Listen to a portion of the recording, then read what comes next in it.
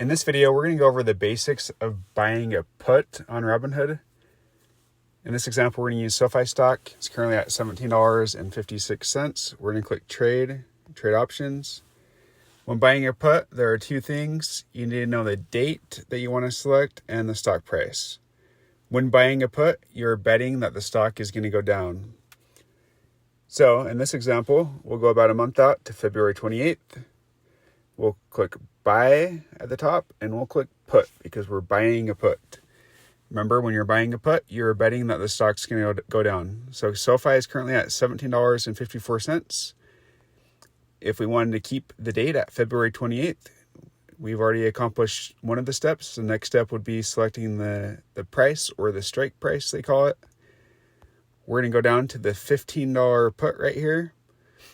So if we select February 28th as the date and we select $15 put, we're betting that at February 28th or before February 28th, SoFi stock will go from $17.55 down to $15. Now, with that being said, let's say I buy this today, and remember, it doesn't expire till a month from now. Let's say I buy it today, and SoFi tomorrow, they have really bad news, and the stock goes from $17.55 down to $16. So it drops about $1.55 in one day. That's a pretty big drop. And since that happened so quick in the price of the stock, even though SoFi is at $16, and I bought a put for $15, I can close this contract out early and make money off of it.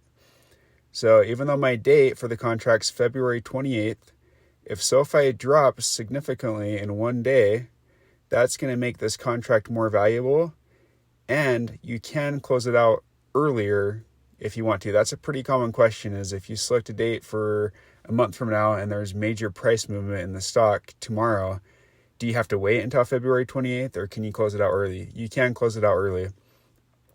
Remember, since you were buying the put, if you are closing it out early, you would click on the option contract and you would sell that contract.